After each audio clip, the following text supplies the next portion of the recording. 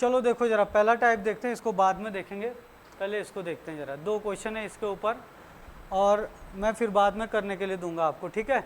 और important question है, और ये क्वेश्चन इम्पॉर्टेंट क्यों हो जाता है ज़्यादा, उसका कारण भी मैं आपको बताने वाला हूँ। ये इम्पॉर्टेंट क्यों हो जाता है क्वेश्चन, देखो सबसे पहली बात कि सब लोग ये रट के रखते हैं दिमाग में कि जो जहाँ पे बड़ी से बड़ी संख्या होता लिखा हुआ या ज़्यादा से ज़्यादा होता लिखा हुआ वहाँ पे HCF निकालना पड़ता है, और जहाँ पे छोटा से छोटा या कम से कम होता लिखा हुआ वहाँ पे LCM।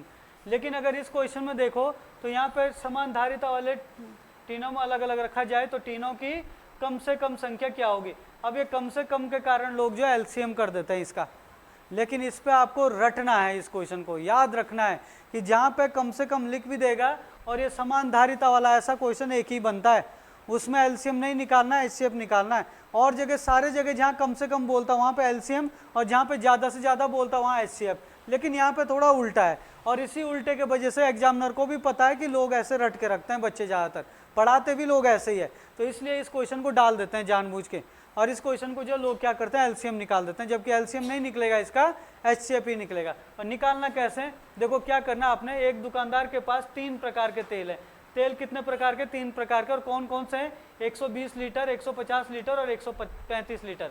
यदि इन्हें समान धारिता वाले टीनों में अलग अलग रखा जाए तो टीनों की कम से कम संख्या क्या होगी। आपको क्या करना है, जो ये 3 प्रकार के तेल दे रखे हैं ना, इनका HCF निकालना है। अगर आप इनका HCF निकालते हो तो कैसे निकलेगा, देखो पहले का सॉल्यूशन नहीं कर रहे हैं हम, इसका जब HCF निकालेंगे तो एक आपका 120 है और एक आपका क्या है 150 है और एक 135 भी है।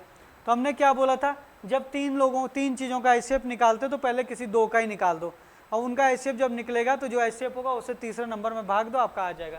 तो इसको निकालोगे 120 कम 120, क्या बचेगा यहाँ पे 30 बच गया।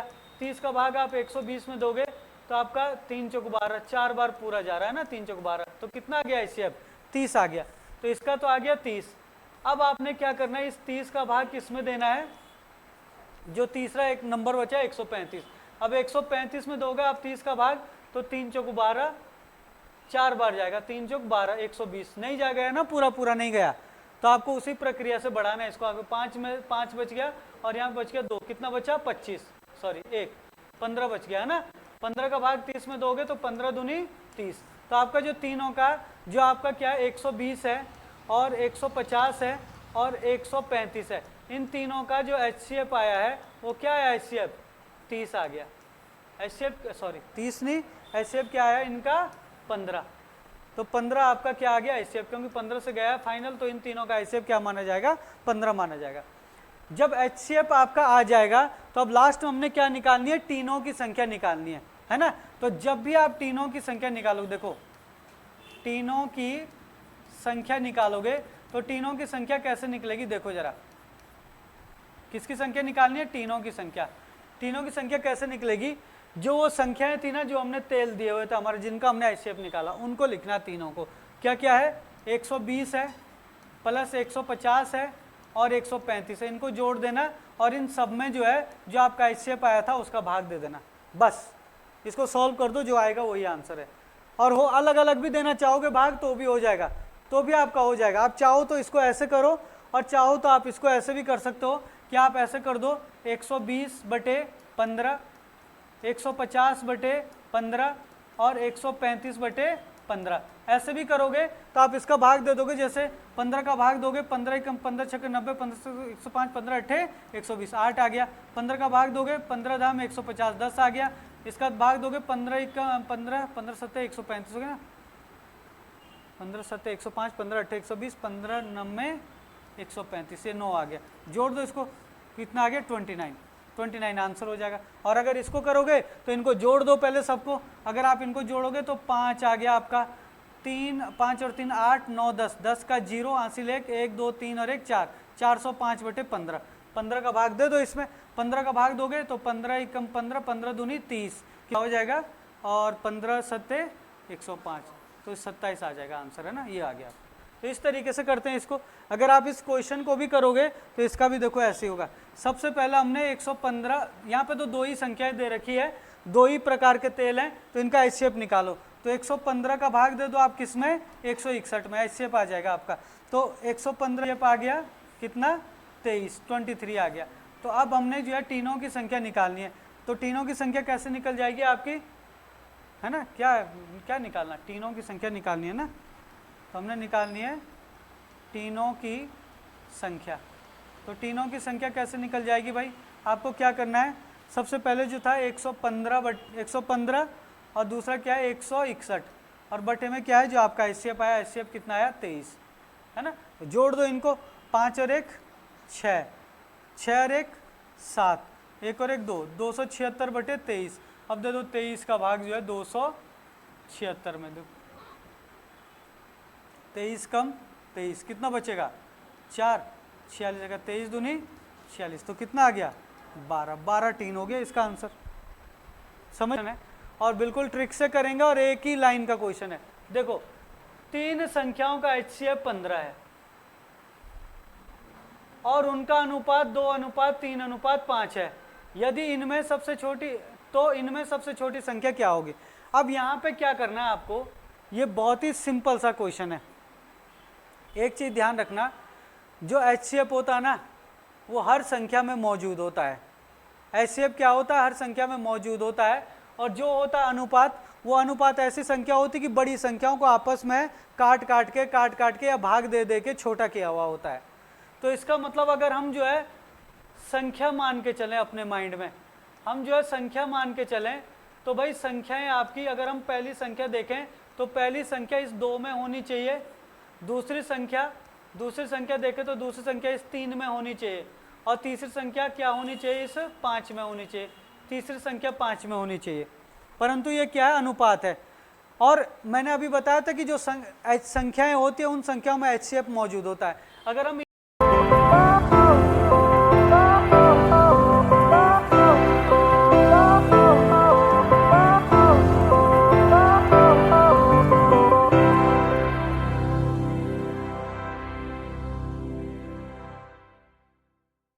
हम इनमें इन संख्याओं को माने तो सीधा जो है HCF इनमें होगा। HCF इनमें तभी होगा जब इसकी मल्टीप्लाई कर दो, HCF का मल्टीप्लाई कर दो, इसमें भी और इसमें भी HCF 15 है, तो मल्टीप्लाई कर दो बस इनके आपस में, 15 दूनी 30, 15 तिया 45 और 15 पंजे 75। ये देखो हो गई, मिल गई सारी की सारी संख्याएं। यानी कि संख्याएं कैसे मिलेगी हमें, कि हमने जो है जो अनुपात है उनमें जो HCF होगा दिया उनका भाग दे दो सब में और आपको सारी संख्याएं मिल गई। तो अगर आपसे पूछेगा सबसे छोटी संख्या क्या है, तो आपका आंसर क्या हो गया 30। ये 30 आंसर हो, सबसे छोटी इनमें 30 है, और सबसे बड़ी क्या है 75। सबसे बड़ी पूछता तो 75 आंसर हो जाता, बीच की पूछता तो 45 आंसर हो जाता। ये देखो हो गया पहले क्वेश्चन का आंसर। लेकिन दूसरे क्वेश्चन में हमने बहुत कुछ आंसर निकालना है, निकलेंगे ऐसे ही, कोई ज़्यादा दिक्कत वाली बात नहीं होगी। अब देखो जरा कैसे, क्या बोला है, 4 संख्याओं का HCF 10 है। सपोज हमने जो है जो 4 संख्याएं हैं वो 4 संख्याएं हमने क्या क्या मान ली, पहली संख्या ये हो गई, दूसरी संख्या हो गई, तीसरी संख्या हो गई, चौथी संख्या हो गई। ये 4 संख्याएं हमने ले ली। अब इनमें कौन बड़ी है कौन छोटी है ये हमें अभी पता नहीं है। इनका अनुपात दे रखा है 1:2:3:4। इसका अनुपात क्या है 1, इसका अनुपात है 2, इसका अनुपात है 3 और इसका अनुपात है 4। लेकिन HCF क्या है इनका 10, तो 10 की सबके साथ गुणा कर देंगे, इसके साथ भी कर दो 10 की गुणा, इसके साथ भी कर दो 10 की गुणा, इसके साथ भी कर दो और इसके साथ भी। तो ये हो जाएगा 10 से कम 10, ये हो जाएगा 10 दूनी 20, ये हो जाएगा 10 तिया 30, ये हो जाएगा 10 चौक 40। ठीक है। अब पूछ रहा हो आपसे कि ये देखो इतने सारे प्रश्न पूछ रहा है, वो पूछ रहा है सबसे बड़ी संख्या क्या होगी। ये देखो आंसर मिल गया, सबसे बड़ी संख्या क्या है इनमें 40, तो आपका आंसर हो गया 40। दूसरा प्रश्न क्या है, सबसे छोटी संख्या क्या है, तो सबसे छोटी संख्या क्या है 10, तो आपका दूसरा आंसर मिल गया यहाँ पे 10। ये हो गया दूसरे प्रश्न का आंसर। तीसरा बोल रहा हो सबसे छोटी और सबसे बड़ी संख्या का अंतर क्या है, तो सबसे छोटी और सबसे बड़ी संख्या का अंतर, अंतर का मतलब होता है माइनस करना, तो माइनस करना होता है, तो अंतर मतलब सबसे बड़ी 40 है और सबसे छोटी 10 है, तो इनमें से इसको माइनस कर दो तो कितना बचेगा 30। तो तीसरे प्रश्न का आंसर आ गया आपका 30। चौथा प्रश्न पूछा सबसे छोटी और सबसे बड़ी संख्या का योग क्या है, तो सबसे छोटी और सबसे बड़ी संख्या का योग, सबसे छोटी आपकी 10 है और सबसे बड़ी क्या है 40, और योग का मतलब होता है जोड़ना, तो जोड़ दो 40 और 10 50, इसका आंसर आ गया 50। देखो एग्जाम में तो किसी एक को ही पूछेगा, पर इतने तरीके से पूछ सकता, वो सारे तरीके मैंने लिख दिए यहाँ पे, है ना।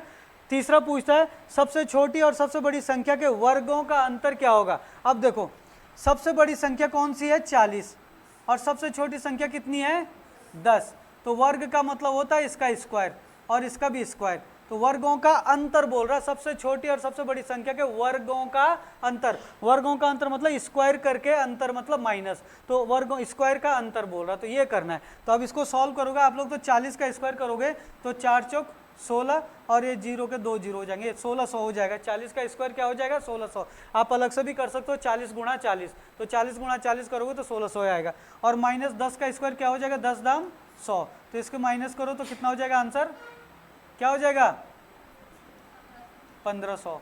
इसका आंसर हो गया 1500, ठीक है ना। ये कौन से क्वेश्चन का आंसर आया आपका, हाँ इस क्वेश्चन का आंसर आ गया सबसे छोटी और सबसे बड़ी संख्या के वर्गों का अंतर। तीसरा लास्ट क्वेश्चन है सबसे छोटी और सबसे बड़ी संख्या के घनों का योग, और घन का मतलब होता है क्यूब और योग का मतलब होता है जोड़ना। तो घनों का क्यूब, तो इसका घन 40 का घन मतलब 40 का क्यूब और 10 का क्यूब, और घनों का योग का मतलब है जोड़ना। तो अब क्यूब करना भाई, क्यूब का मतलब होता है 40 गुणा 40 गुणा 40, 4 की 3 बार मल्टीप्लाई करोगे, 40 की 3 बार मल्टीप्लाई करोगे तो 4 चौक 16, 16 चौक 64, तो पहले तो आपका 4 चौक 16, 16 चौक 64 हो जाएगा। और इसके घनों में जो है 3 बार होगी 4 जीरो की गुणा, तो 3 जीरो लगेंगे, ये इतना होगा। ये आप अलग से भी कर सकते हो, इसकी गुणा कर लो 40 गुणा 40 गुणा 40 आपका इतना आएगा, है ना। अब प्लस 10 का घन करोगे तो 10 1 2 3 ऐसे करके आ जाएगा आपका, है ना। अब इनको जोड़ दो आप, तो आप देखो 3 जीरो हो गया आपके ये, है ना, और 64 और 1 65, ये आ गया आपका आंसर। देख लो इस तरीके से हो जाएगा, ठीक है। तो इनको आप लोग देख लेना, जरा अच्छे से कर लेना, समझ में आ गया होगा। अगर किसी को कोई दिक्कत है तो पूछ सकता है।